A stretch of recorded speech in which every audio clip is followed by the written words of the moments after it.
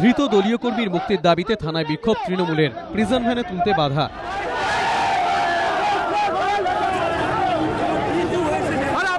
রবিবার বামেদের মিছিলে ইট ছোড়ার অভিযোগে দমদমে চিড়িয়ামোড়ে ব্যাপক উত্তেজনা ছড়ায়। ঘটনায় আহত হন 4 বাম কর্মী। তৃণমূলের বিরুদ্ধে হামলার অভিযোগ তোলে বামেরা, যদিও অভিযোগ অস্বীকার করে শাসক দল। হামলার ঘটনায় জড়িত থাকার অভিযোগে রবিবার রাতেই দমদম রোড থেকে এক ব্যক্তিকে গ্রেফতার করে পুলিশ। ধৃতের নাম প্রবীর পুতুতুণ্ড ওরফে পল্টু।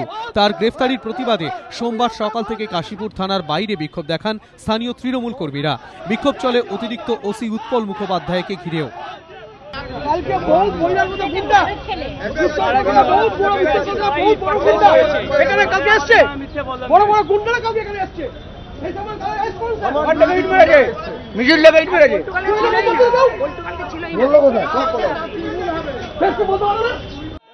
ধৃত প্রবীর এলাকার সক্রিয় তৃণমূল কর্মী বলে দাবি বিক্ষোভকারীদের। পুলিশের ভূমিকা নিয়ে প্রশ্ন তুলেছেন তারা।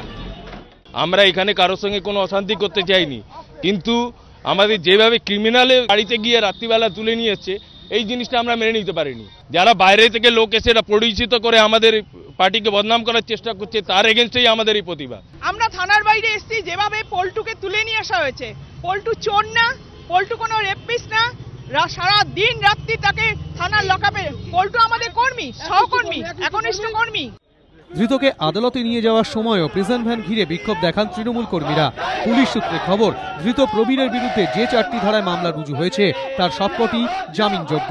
প্রকাশ সিংহ, এবিপি আনন্দ, কলকাতা।